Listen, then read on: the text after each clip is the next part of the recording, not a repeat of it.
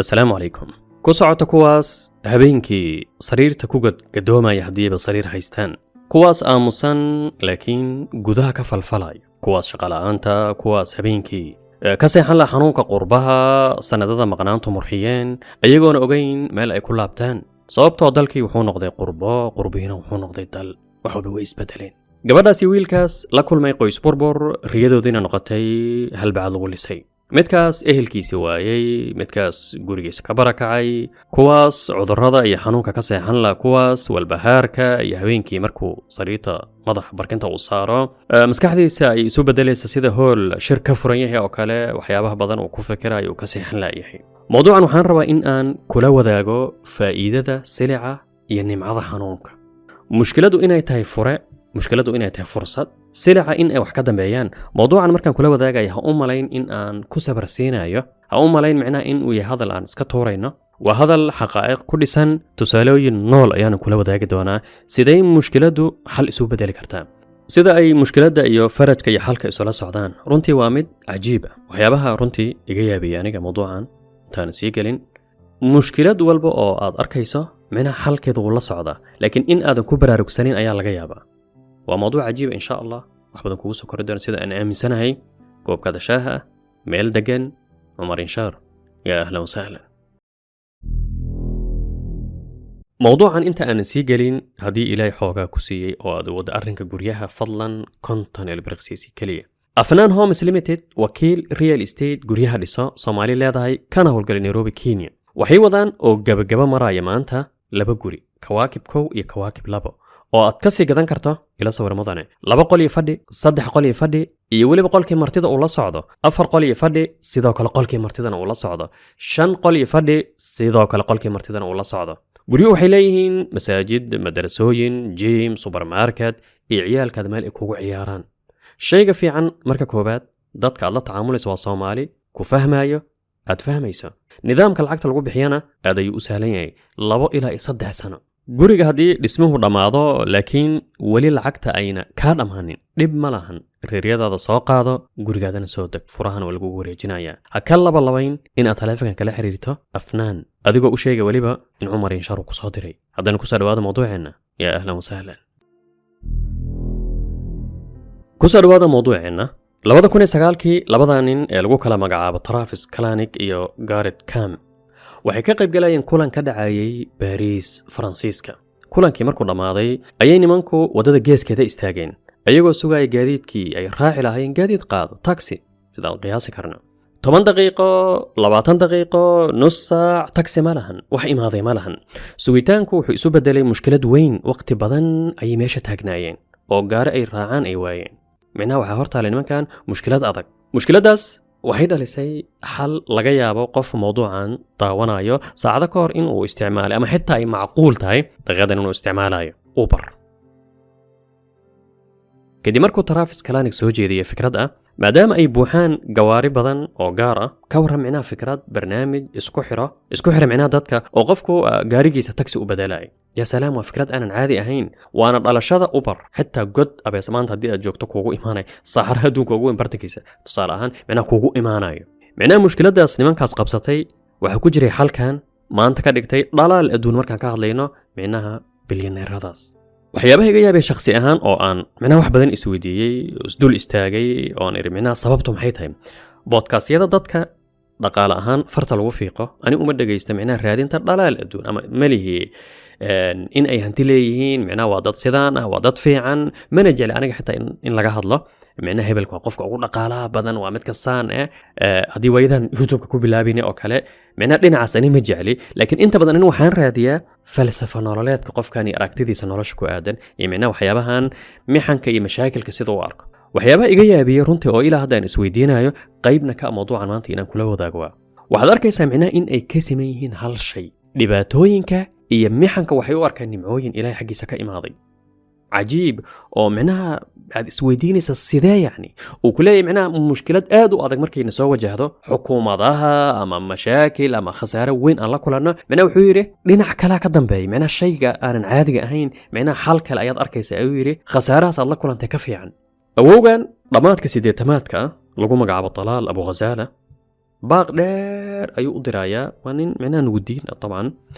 baaq dheer ayuu u dirayaa dhallinyarada caalamka, hadal micnaha cad oo aanan sabarsiin ahayn, oo aanan ahayn hadal sarbeeban, micnaha hadal cad, fariin cad ayuu kula wadaagayaa adiga qof dhallinyar ahaan. wuxuu ku leeyahay dhib haddii uu ku haysto, almucaanaa micnaha silic iyo saxariir haddii aad ku jirto sida asaga uu ku leeyahay, ilaahay u mahad celi. sababtu maxay tahay? sababtu waan arkaynaa waxir kadib. إذا كنت تعاني صحيا اجتماعيا ماليا سياسيا بأي نوع من المعاناة، احمد ربك، لأن ذلك هو ما يعطيك القوة والقدرة على أن تنتصر. mixanka iyo silica waa bilowga farajka. mar kale ha u malayn hadal micnaha issabarsiin ah ama dhiirigelin kaliya, micnaha u malaynin ee micnaha waa xaqiiqo sugan. ninkan haddii aan ku yara laaban odayganagan, yani markaad dhegaysanayso waxaad micnaha waad yaabaysaa runtii.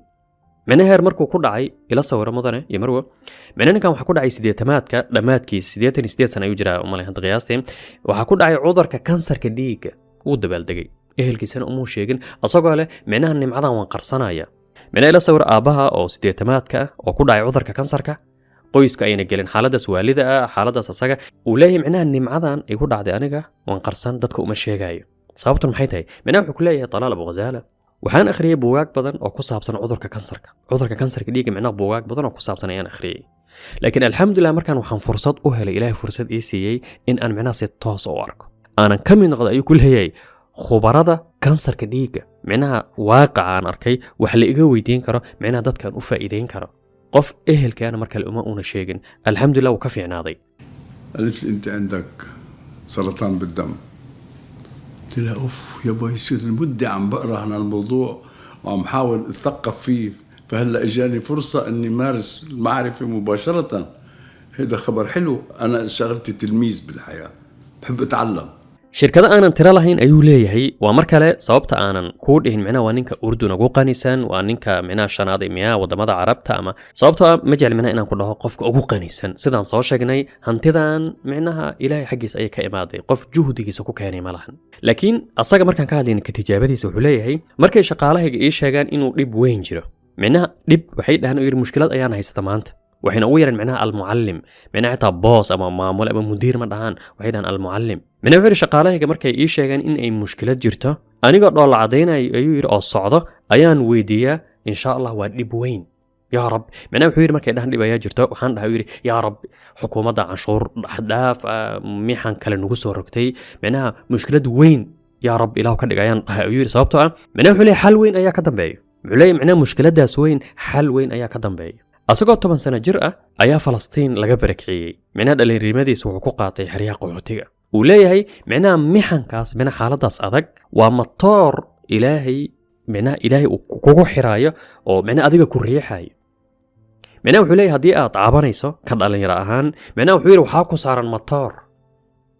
ilaahay uu ku leeyahay micnaha risaaladan aan kula wadaagayo dhinaceeda kala fiiri. waan argnay xitaa riyooyinka markaan ku riyoona, micnaha riyo walba oo niyadada ku soo dhacay, riyada ugu cabsida badan oo ku soo marto haddii la fasiro, micnaha waxaad arkaysaa shay fiican inay tahay. waxaa jirta oraha cajiib ah oo ay leeyihiin haddayna mushkilad ku haysanin waa 2 shay awgood. kow, in aadan ogeyn, aad mashquulsan tahay, aadan ogeyn, laakiin mushkilad weyn ay tahay in aadan micnaha waxba qabanaynin, micnaha shay qiimo leh haddii aad hayso, risaalo fariin haddii aad gudbinayso, shay qiimo leh haddii aad hayso, waxaa qasaba mushkilad iyo mixanka ugu adag inay ku soo maraan. mushkiladu waa fursad. waxay dhahaan micnaha qof walba oo mixankaas soo maro ku baraarugsan, aanan quusanin, ilaahay tala saarto, wixii uu qaban karana qabto, arrinka cajiibka ah wuu ka baxaa. micnaha midaas waan halxiraalaha ugu adag. qof walba ku baraarugsan xaaladaas adaga ku jiro, ilaahay tala saarto, aanan quusanin. quraanka wax badan ayaan aragnay, wala la taqanadu ha quusanina. arrinka cajiibka mar kale wuu ka baxaya. codsi ayaan rabaa maanta in daqiiqadan soo socota codsi ayaan wata yani. fadlan akhri suurata alam nashrah, akhri fadlan suurata sharx ila akhri, adigoo u akhrinay micnaha sida inta badan anaga aan u akhrina maanta, adigoo degdegsan oo leh a'uudu billahi minash shaytaani rajiim, bismillahir rahmaanir rahiim, alam nashrah laka sadraka wada'na anka wizraka alladhi anqadha dhahraka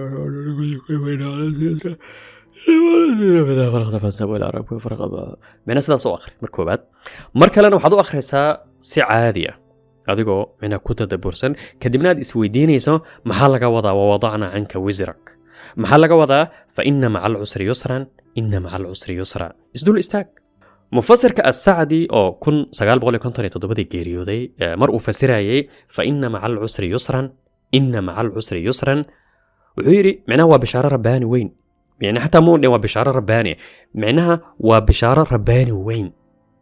mar walba oo la arko mushkilad iyo mixan iyo xaalad adag waa inay ka dameeyaan bishaaro weyn micnaha midaas waa mid laga dhamaaday mar kale waana hal xiraalo kale mar kastoo mushkiladu ay weyn tahay ummad haddii ay tahay annaga waxa laga maanta inaad is leedahay 35 sanan xaaladaas ku jirnaa ummad kaa darneed ayaan kula wadaagi doonaa wax kadib micnaha mufasirka wuxuu ku leeyahay waa hal xiraalaha ugu adag noloshan mixnad walba dhinac kale ayaa ka dambeeya wanaagsan wuxuu adeegsaday tusaale cajiib ah uu leeyahay mufasirku in haddii culayska iyo mixanka silic iyo saxariirta haddii ay galaan god abeeso oo saxraa ku yaalo farajka iyo yusrigana micnaha godkaas way uga dabagalayaan sida uu ilaahay yidhi sayajcalu allaahu bacda cusrin yusra iyo sida uu rasuulka yidhi wa ina alfaraja maca alkarb wa ina maca alcusri yusra alkarb micnaha annaga ka soomaaliyan waxaan ku tilmaami karnaa walbahaar rasuulku wuxuu ku leeyahay xaaladaas walbahaarka micnaha walbahaarka waa mashaakil badan oo isbiirsaday kun mushkilad oo isbiirsaday oo qofku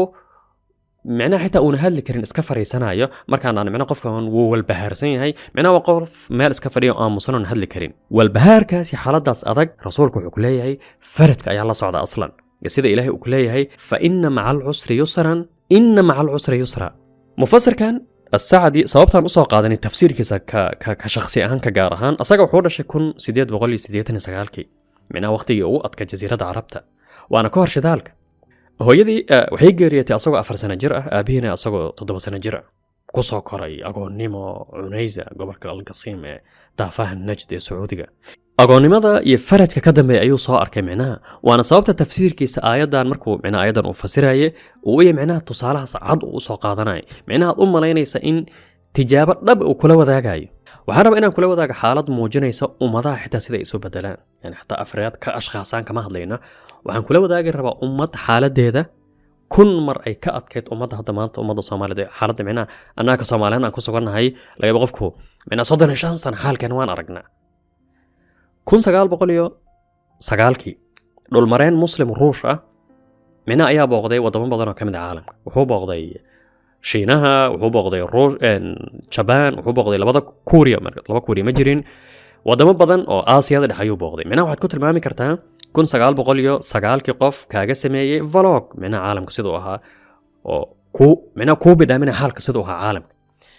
hadda waxyaabaha iga yaabay markaan arkay waa xaalka Kuuriyaanka siday ahaayeen waqtigaas yaa Allah wuxuu leeyahay insaanka Kuuriyaanka ah micnaha shacabka Kuuriya waxay ka shaqeeyaan shiinaha iyo ruushka ay micnaha shaqaale ka yihiin shaqaalaha waliba xamaalilay dushooda ayay wuxuu yidhi wax ku qaadaan shayga kale ay ka shaqeeyaan waa midaas waxaana loola dhaqmaa uu yidhi Kuuriyaanka micnaha sida inay daabad yihiin oo kale sida micnaha wuxuu leeyahay eeyaha iyo daabadaha loola tacaamulo ayaa loola tacaamula dhul mareenku wuxuu adeegsanayaa Sheikh Ibrahim la dhaho micnaha wuxuu adeegsanayaa kelmad jumla cajiib ah oo muujinaysa xaaladda shacabka Kuuriya oo ku sugnaa wuxuu leeyahay micnaha raxantan ariga micnaha sida waaqicooda uu yahay asaga micnaha ma aan xitaa jumladan aan adeegsanay asaga kule micnaha bini aadamkan sidii raxanta ariga ah waxay mudan yihiin ayuu yiri in loo naxariisto laakiin qof u naxariisanaya ma lahan micnaha waxa loo arkaa shay xitaa xoolaha ka hooseeya micnaha uu leeyahay in micnaha dadka meelahaas xitaa Yurubiyaanka jooga ama nooc ay ahaadaanba markaas Ingiriiska xiliyadu meelahaas uu qabsaday way joogan micnaha qaybo ka mid ah Shiinaha kale meelaha ka shaqeysada Hong Kong oo kale micnaha wuxuu yiri Yurubiyaanka sida ay u arkaan inay eeyaha ka hooseeyaan micnaha wuxuu yiri eeyaha in loo naxariisto waa laga yaabaa laakiin mustaxiil ayuu yiri qof Kuuriya in loo naxariisto qofka Kuuriga micnaha wuxuu yiri waxa lagu qaadaa badeecad xitaa dameeraha in qaadi karin hadii wuxuu yiri micnaha qof uu ka qoro ama xaalka Kuuriya sida uu yahay waqtigaas buug micnaha wuxuu yiri wuxuu qori karaa buug ugu naxdinta badan taariikhda bini aadam micnaha wuxuu yiri qofka markuu akhrinayo ilinta uu nacishan karin micnaha xaalka Kuuriyaanka sida micnaha xaalkooda sidoo aha nin Kuuri ayaa ila wadeega ayuu yiri micnaha talow ma aragtay qof adduunkaas aad soo martay qof xaaladiisa ay ka xun tahay caalamkan xaaladda insaanka Kuuriga micnaha wuxuu yiri ummad waxa weeye qaac ugu hooseeya umamka joogto maanta laakiin fiiri micnaha muddadaas yar kadib micnaha 1909 ay taariikhda ummadaha markaan ka hadlayno iyo xaalka Kuuriya maanta oo gaaraan koonfurta Kuuriya markaan ka hadlayno cadkaas yarka micnaha mid ka mid ah wadamada ugu dhaqaalaha badan caalamka أو مقليس يعني شركة سامسونج كلية أي ودما خليج أو ما أنت لقى بقفكو وسليه ودما ذا نقاله هذا معناها كميزانية بدن سامسونج كلية يعني حالكو تصيدوها يسد أي معلومة سبتلين سعودي waxa laga furay mar aan fogeyn wax hawshoodu ay tahay raadinta mushkilad manaha waliga ma aragtay raadinta mushkilad waliba dhalinyarada lagu abaal marinayo hadii ay mushkilad soo helaan abaal marin la siinayo sababtoo waxay ku leeyihiin mushkiladahan markaan ogaano xalkooda waa la helaya mana adiga hadda ka qof nin dhalinyaro ah mushkilad walba ku haysato qor micnaha liis qor 10 ka kooban 10 mushkiladood 20 mushkiladood mushkiladaha ku haysta micnaha qor ku hor yaaleeno kadibna xalkooda waad helaysaa micnaha sacuudiga dhalinyarada abaal marin ay ku siinayaan micnaha qof ayaa u imaanay ayaa leh micnaha mushkiladan ayaan soo helay micnaha arkumaan xal ayaan soo helay micnaha wuxuu leeyahay mujtamaca mushkiladaas ama xaafid hebel ama wasidaas hebel micnaha mushkiladan ayaa haysata kadibna micnaha xal weyn ayaa imaanayo mujtamaca dhan saameynayo haddii aad u fiirsato waxyaabaha inta badan maanta dadka uu isticmaalo micnaha bini'aadamkan isticmaalno tiknoolajiyadaha daawooyinka inta badan يعني هدي أخرسو ليس كادو كل ما وضعي كرا رنتي وضيابيسا أنت بدنا داوين هدي أيهين وحيابك الهدي أيهين وحي كدشين حريها السلع أي صعريرتي ليجي كاجدا دجال كلمات أدونك وفي سداس معنا ترجعاس حالداس آد كو أدك أسكرتو أي كجيران أي أنت بدنا كدشين معنا حالداس آد كو أدك بني آدم كوح أنت بدنا ما أنت واستعماله وحي كدشين حالدا 8 مليون أقف يكون إنتين معنا مقياس كرتا مرك أدون كان mudane iyo marwo dhibaatooyin hadii ay ku soo maraan waxaad ka fiirisaa dhinaca kale mushkilad walba halkeeda ayuu leeyahay halkeeda ay leedahay halkeeda ay wadataa waana mid aad la yaabayso markale Talaal Abu Ghazala uu leeyahay meena almuana mixanka xaaladaas adag ilaahay naga badbaadiyay mixan lugaha naga kuma doonanayno laakiin adduunkan meena waa laga maarmaan uu ku leeyahay meena waa nimcooyin hadii aad sida ay tahay la tacaamusho hadii dhinac kale aad fiiriso hadii aad u aragto macnaha fariin ilaahay ku soo diray macnaha waxyaabaha cajiibka marka aan ma jeclin aan ku dhaho hebelka ugu qanisan macnaha hadii aad fiiriso dadka maanta ama xitaa ciyaartooyda kubadda cagta intooda badan kuwa Afrika ama Brazil ka imaad ama xitaa kuwa European naftirkooda sida Modric ka fariisanay macnaha Real Madrid shalay ka tagay oo kale macnaha waxaad arkaysaa qaxootinimada bahdilka iyo xaalad adag ay soo mareen bilowgooda hore ama xitaa qorayaasha waaweyn ama xitaa siyaasiyiinta saamaynta rasmiga ah leh aanan ahayn micnaha kuwa qiyaas kartaan aanan ahayn micnaha waxaad arkaysaa xaaladda ay soo mareen iyo tijaabooyinka adag ay soo mareen micnaha waa arrin runtii haddii aad akhriso hal xiraale cajiib ah heer aad isweydiinayso micnaha aad isleedahay micnaha xaaladdan adaga silicaan iyo mucaanaadkan micnaha waaba qasab in معناها حالة أنه قول أدول مركان كهذا لينو كله نقولش بانت ضد كده هانو كله معناها مركان كهذا لينو حالة ده صدق معناها إن أي بالله صعد معناها إن أي بأس لا صعدان إن أي بأس لا صعدان ما من نبي مرسل يعني يقف كله نوعه هذا بحتى ضلال أدون هدي أن كهذا لينو محن كاس يحالة صدق ولا صامري وأنا مدة هذا سويدين يسا معناها هذا نين بليونير هدي ولا شمانته هدي وجوجانر نين بليونير أو حالة صامر السلعة سعريته عيال كذا أنت بدن عيال كذا ديات أوفر سطة وحين قدان ضدك معناها خلق جلا أنت بدن أقول أخلاق ضحون وحما معناها ضدنا أنا لهين صابته حالة اسمينا صار وأنا مدة لها أنت بدن جيل كصدق حد يوم حتى جيل كلا بدأيوها هدي ما أنت وجرانين كأدونك أو قنسان جيل كصدق حتى عرورتي سو حين قدان معناها سلك أي تكان صابته فاجداس bay ku soo koreen kadibna macnaha wax khibrad ama lahan ama ma ayna dhadhamin xaaladan dhabta waana midda markale hadii aad u fiirsato yani siyaasiyiinta xitaa caanka qoysaska mantaqana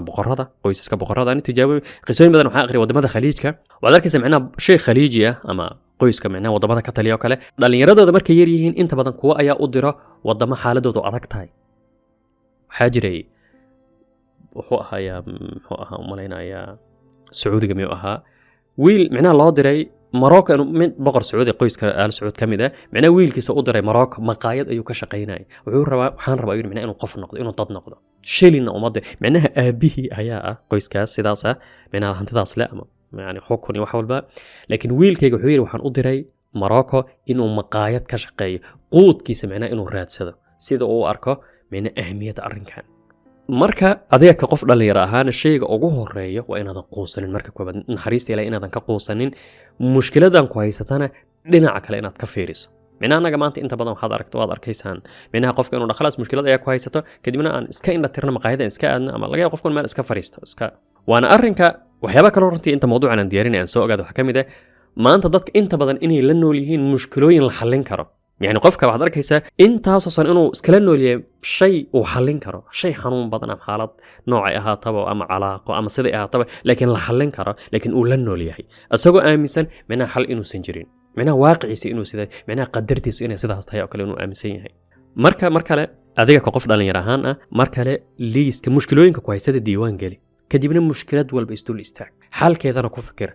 bilaa adnaa shak midaas micnaha mid aan kuu hubo xal waad helaysaa معناه من لقد أماضي بلنتيننا ومركز حل هشو